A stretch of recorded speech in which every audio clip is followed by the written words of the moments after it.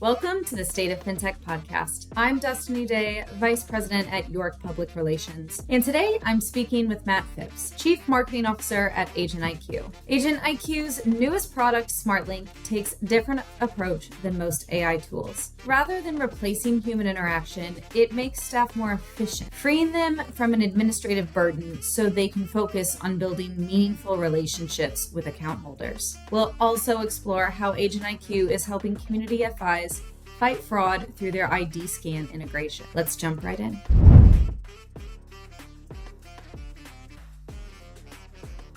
Hi, Matt. Welcome to the State of FinTech podcast. Would you like to get us started by introducing yourself and talking a little bit about Agent IQ? Sure. Thanks, Destinee, for having me on the podcast. This is fun. Don't do this too often, so it's always good to have a chat like this.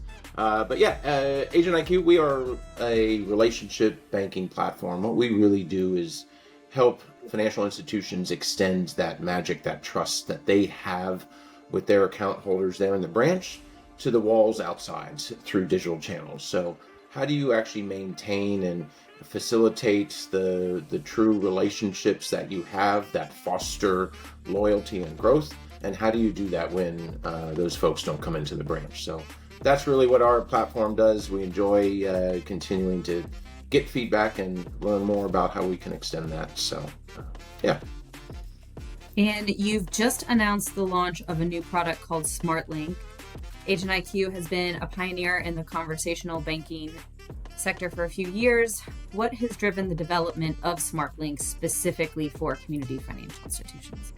Sure. So Smartlynq really is a conversational AI bot that is right now designed for internal staff to be more efficient and be able to query financial institution approved content. So be it PDFs, policy documents, websites, could be an intranet or the public facing website. But really the key here is making sure that content is institution approved. And so the AI knows to not hallucinate, which is really the danger with a lot of conversational AI. If it doesn't know an answer, then it actually indicates that as much. We certainly have been in the AI space for quite a while, really since our inception. Our founder and CEO came from Google AI's division, running that for over a dozen years.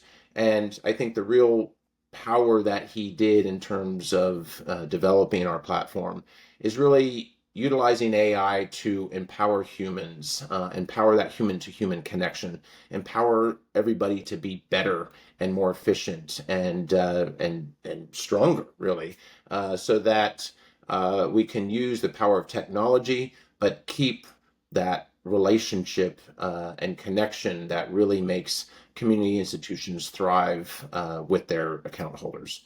So our AI traditionally has been really menu-based and driven so that account holders can actually select and choose and go down certain menus, and we find and are able to monitor those paths, so we optimize them in a very efficient way to be able to help everybody.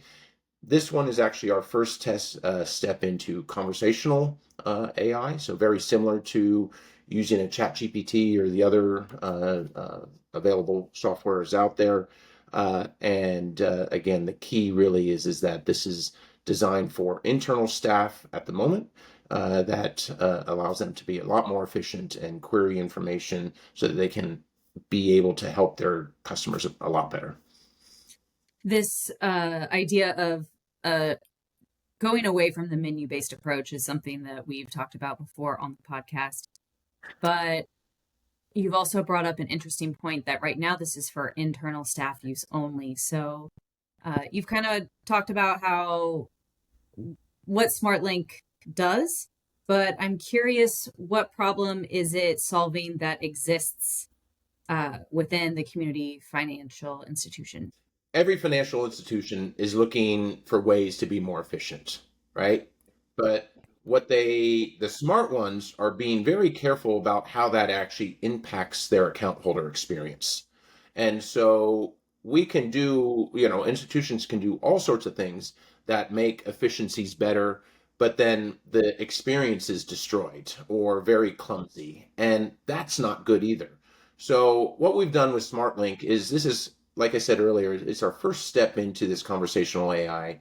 Use the power of technology to make internal staff be more efficient in terms of querying, questions that they have and getting quick, immediate feedback with the appropriate links where that answer came from, so that they can then better serve the account holder who is waiting on them, be it on the phone, in front of them in a branch, on a digital channel through a chat or a messaging service, but allow them to really become superhuman in terms of looking, and querying all of that and synthesizing that into the right answer in a very quick and efficient way. And do you have specific time savers or efficiency gains that a staff member would notice immediately? It is really when institutions have troves of information, and they also have a lot of information that can get outdated, and yet it might still be available on that SharePoint drive where you're looking. So what Smartlynq allows is to be able to synthesize that information, source it across all the approved avenues and sources, and then present the answer that it deems is the correct one, but also link to where it found that answer. And so it's very easy to determine, hey, is this outdated? Is this correct? Or that shouldn't be there. So it also allows for a lot of cleanup and making sure that the information that is available is the accurate information.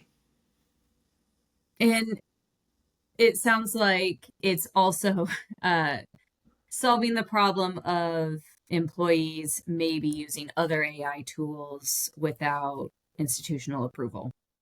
Yeah, and I think you would at York, you guys have found a lot of data around that internal staff and employees are using AI. They want to be efficient. They want to be able to use these tools, and so if you know if the institution is not allowing them or putting a straight out ban on it, they're going to find ways to use it. They may then go and use it on their personal phone and then try to bring the information back. And that just creates, a compliance issue that creates, just a disaster waiting to happen. So I think institutions who embrace what this technology is and how to give it the correct form of, guardrails so that it is safe, that it is compliant. Look, it's very obvious that financial institutions have a ton of regulation around them. And so there is a lot of T's and I's, everything to make sure that we are crossing and dotting.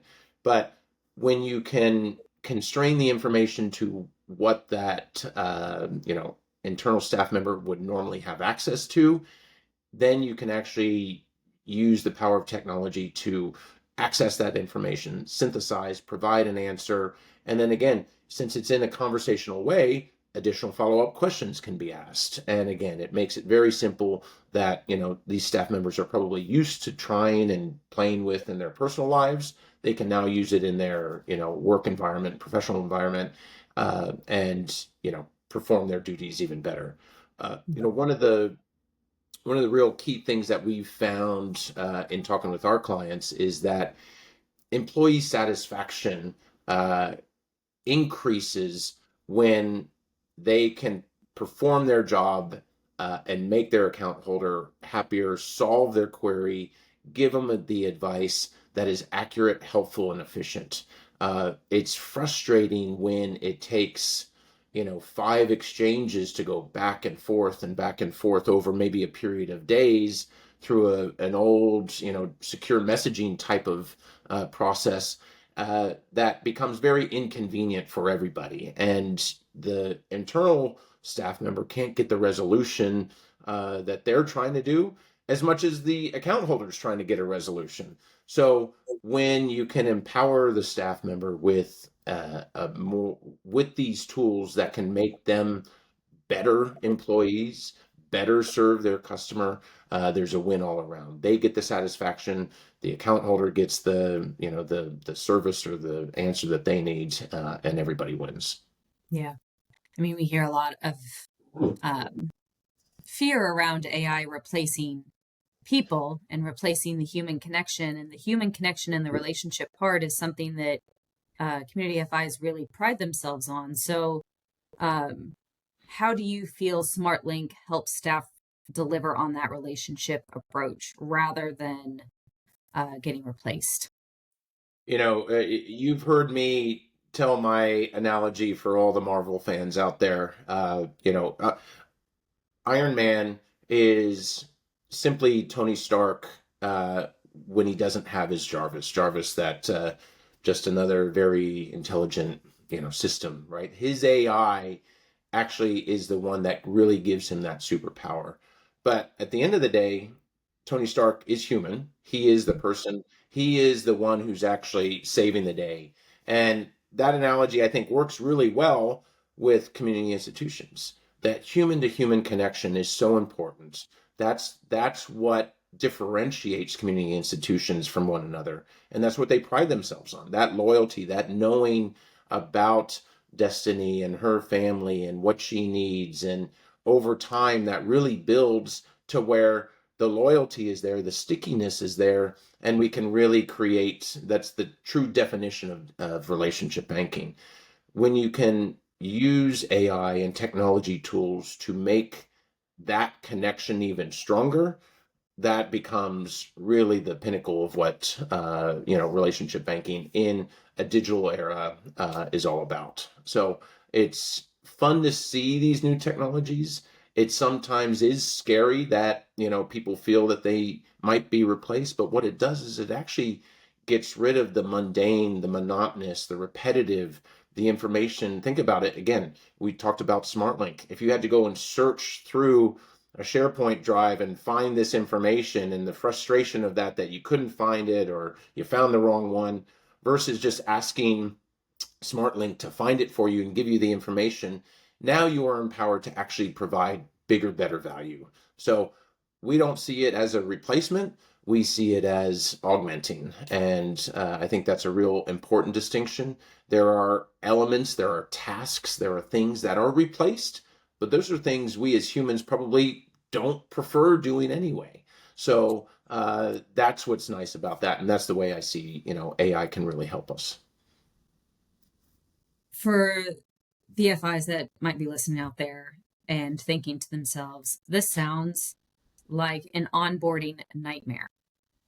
Do you have any advice for people looking to onboard something like a Smartlynq in their environment? Honestly, something like a Smartlynq is probably one of the easiest ways. We did design it to be that first baby steps, so to speak, in terms of utilizing conversational AI. There is likely already some sort of drive, some sort of repository that has information that the institution deems acceptable, and this is what you should be referencing. What we are able to do is put Smartlynq. We have it available through our full relationship banking platform through Link. So for those account holder facing staff members, that is available there. We also have it available as a standalone product where it could be deployed, say, on an intranet. We're also rolling out integration within a Microsoft Teams to where that channel can be, communicated back and forth right through a channel. But that setup and integration is hours. And then it's really configuring where do you point where is that repository? That is something that, again, likely institutions have. We also realize that some institutions don't have that, or it's scattered around. We're creating a next follow-up product that we're calling Smart Drive that actually will provide that kind of repository, again, all secure, making sure that everything is safe and secure, but in a way that this repository is where you want to put the information that you want Smartlynq, you want the AI to be able to reference. So yes, setting up and providing that information is really the extent of the effort. From a technology integration standpoint, it is a very, very light lift. And you touched on something, and I'd love to explore it a little bit more, but you mentioned that Smartlynq is also linked to your product Lynq. And I'm just curious, does Smartlynq have the ability to help frontline staff identify potential fraud risks for their customers or their members? So Smartlynq isn't really designed as that specific tool to be a fraud prevention component. The key to AI successful deployment is to have a goal. What do you actually want to accomplish with that? In the case of Smartlynq, the goal is really designed to create internal efficiencies for staff members who want to query, analyze, synthesize information quickly and correctly, and then be able to engage with their account holders with the right information. However, we do have other components that have different goals integrated into our Lynq platform. We do have a partnership with IDScan that actually allows real-time fraud validation or prevention by doing a real-time validation of that account holder. They hold up their driver's license or passport. They take a selfie. All IDScan's information, their process, but that's seamlessly integrated into our conversation platform. So whether it's an authenticated experience or unauthenticated experience, that can be done to help prevent fraud on the spot. We have some other of our client partners who are actually using a quick video, chat to be able to validate and verify identity when people come on screen. We also have components within our system that actually will identify the IP address of where that conversation is coming from. And so again, if it's if I'm talking to Destinee and it's showing that she's in South America, that's probably a little bit of a red flag that we might take it to the next level to identify what sort of fraud prevention measure we want to use. That is really cool. Are there any specific fraud trends that you're seeing that this integration specifically addresses? You mentioned IP addresses, but just curious if there's anything specific. Yeah, unfortunately, institutions across the country are just battling heavily with fraud right now. It is a real danger, from account takeovers to, impersonation or different logins or trying to, change an address. There are very sophisticated fraudsters out there that are using techniques that are, challenging to capture. And so, technology though is also good at keeping up with that. But then again, fraudsters use technology to advance their techniques as well. But what we feel ultimately the best fraud prevention is locking down and not letting people do anything remotely unless you see them in person. But that destroys the experience. So again, this is where your institution's strategy needs to align with how do you want that experience to be. And we feel that there's different fraud prevention techniques and tools out there that can be used for the level of of transaction or advice or information that might be being requested. And so what we do is we like to empower our clients in terms of having different variations of those techniques that they can employ, be it just looking at an IP address and validating, or wanting to go through and instigate an IDScan, run to where we want to make that, that work, that with the account holder. And what is that typical experience like with IDScan if you suspect fraud? Sure. So say I was talking with Destinee, over a digital chat, and Destinee said, "Hey, I'd like to wire some money to this account, or I want to, send a debit card to a new address," right? Well, say, "Oh, well, let me, do you mind if we just do a quick identity verification? And so we can initiate IDScan from the staff standpoint. That comes through acceptance. The account holder will accept that. And right within that, chat experience, it will say, can you please scan your ID, choose your ID that you want to use, if it's driver's license, passport, ID.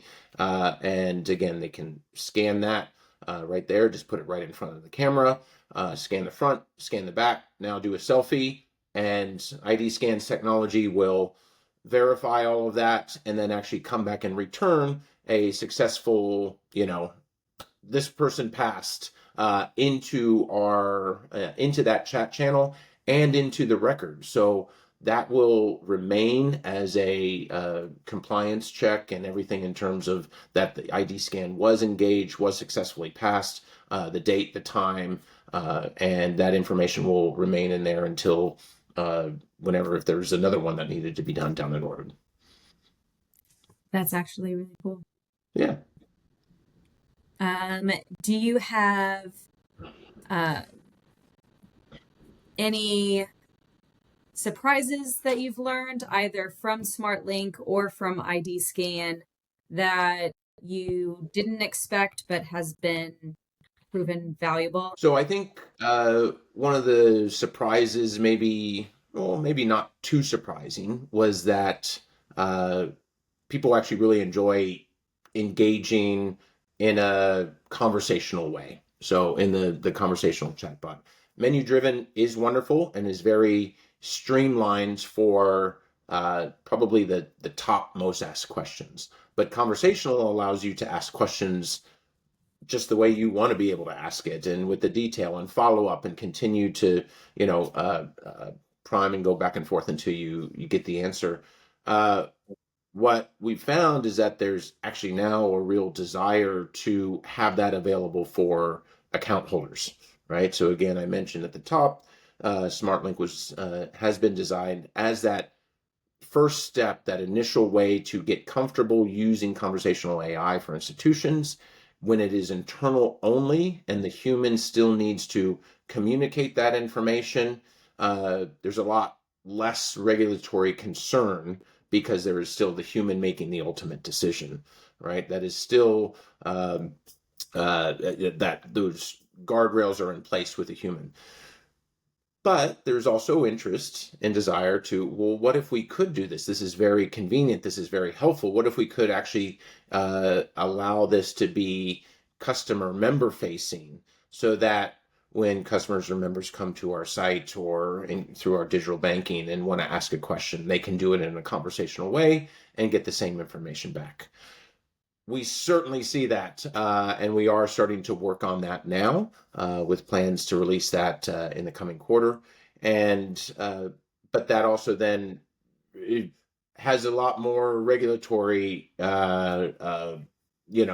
steps to make sure that we tighten up, because the last thing you want to do is provide incorrect information to an account holder that then they take action on, and then that was not correct. So we want to make sure that that experience will be strong, and that's what we're working on now. Our engineering team is making sure that is going to be top notch when we're ready to deploy that. But we do already have some of our clients who are ready to be that pilot user when that's ready.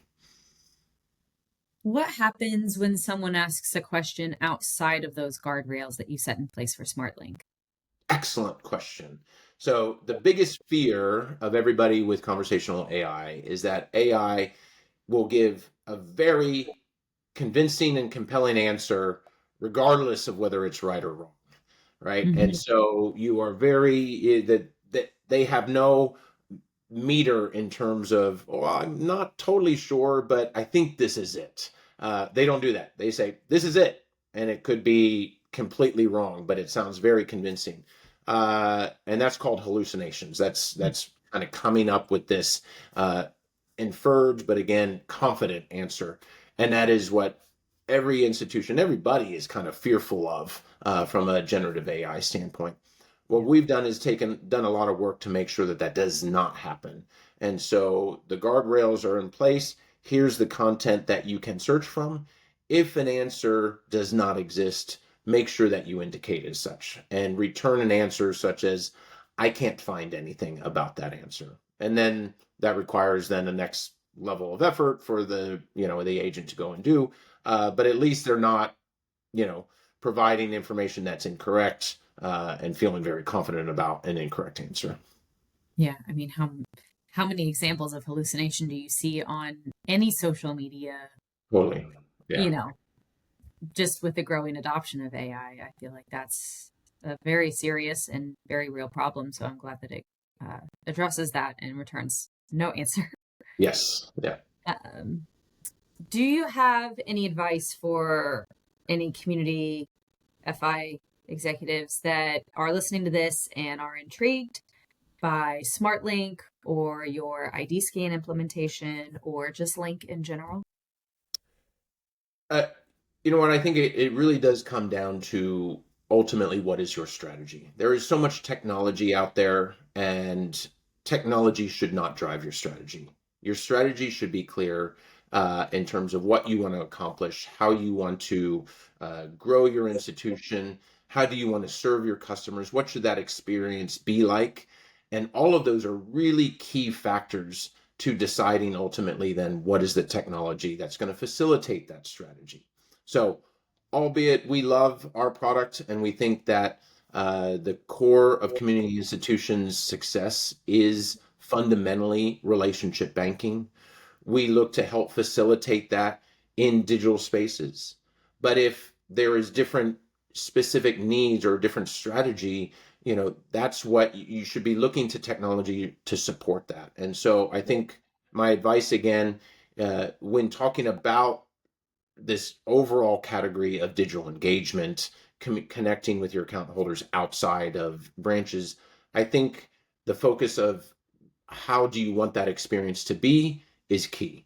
And so do you want that experience to be similar to, how it is when they come in the branch? Do you want that experience to be very transactional in nature, where I just help you and, take care of you as quickly as possible and then let you go on with your day? Do you want to be able to provide, just transactional support, or do you want to actually be able to provide proactive and service advice and, really help, meet your account holders where they are, help serve them, not just take care of the downside need and their transactional problems or issues, but actually really provide valuable advice and service even when they don't come into the branch. So ultimately, I think it's a decision on what is that experience that you want to be. If it is providing an optimal experience that, matches and is congruent with the service that you provide in your branch, we certainly would love to talk to you. But there are a lot of technologies out there, that provide, different levels of, transactional support, proactive advice, AI. I think just what I would advise against is letting AI drive a strategy. Make sure that AI serves a purpose, accomplishes a goal for you, and I think then you'll start having a lot of success and you can build on that. And to round out the end of our interview, if someone would like to get in touch with you about any of your products or any further information, how would you like people to reach out? Sure, no, that'd be great. You could certainly visit our website at agentiq.com. You can reach out to me, Matt, at agentiq.com. But we'd be happy to talk to you, show you a little bit more about what our product does, but more importantly, understand what your strategy is, what your goals are, and to see if that our solution could be a fit to help you accomplish that. Great. Thank you for being a guest on our State of FinTech podcast, Matt. Thank you very much for having me. Appreciate it.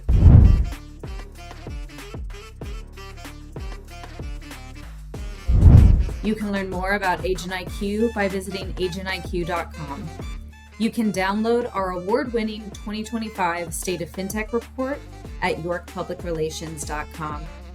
Subscribe to the State of FinTech podcast on Apple, Spotify, or wherever you listen to podcasts. New episodes drop every week. Thanks for listening.